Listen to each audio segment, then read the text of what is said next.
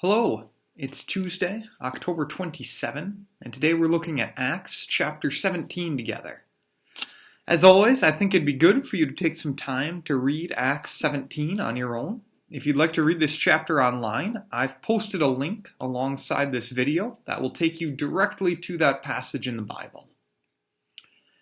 In the book of Acts, we get, in chapter 17, we get some more stories of Paul and his companions as they journey and bring the good news of Jesus Christ to more points of the Roman Empire. And so here we see them moving into what we call Greece today. They move through cities Thessalonica, Berea, and then down to Athens. And in the city of Thessalonica, we have this accusation brought against Paul and the other Christians.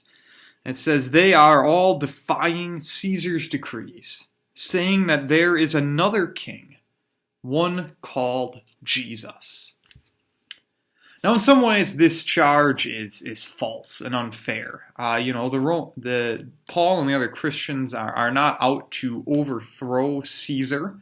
They're not trying to overthrow the Roman Empire. They're not trying to, lead this rebellion or anything like that. In fact, they tend to be pretty good citizens overall. But in some ways, there is truth to this. You see, during this time, Caesar was viewed as more than just the emperor.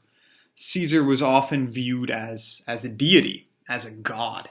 And there were places around the empire, particularly as you get closer to Rome, where Caesar would be worshipped as a god.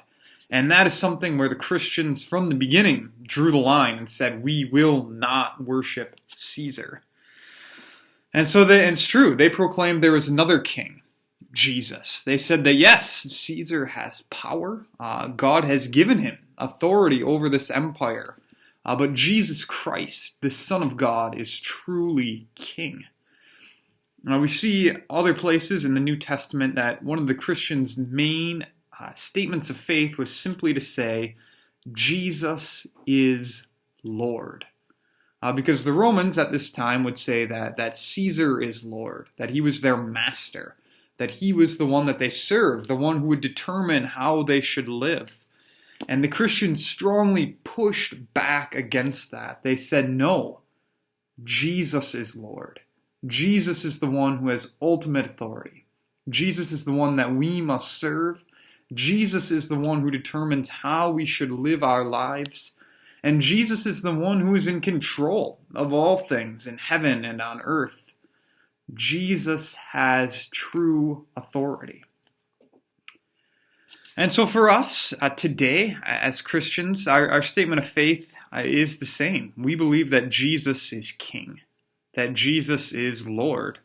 So we may live as citizens, say, of the United States of America, and where we can, where it's not in conflict with what Jesus wants, we submit to the government and we seek the good of the place where we live.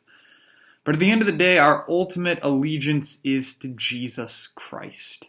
No empire, no country, no other person is going to bring us salvation. Nothing else can give us security, can determine how we should live our lives. Jesus is King. He should be King of our lives. He should be Lord of our actions and our thoughts and our words. And he should be King of the whole world. And indeed he is, and he will show that fully when he returns.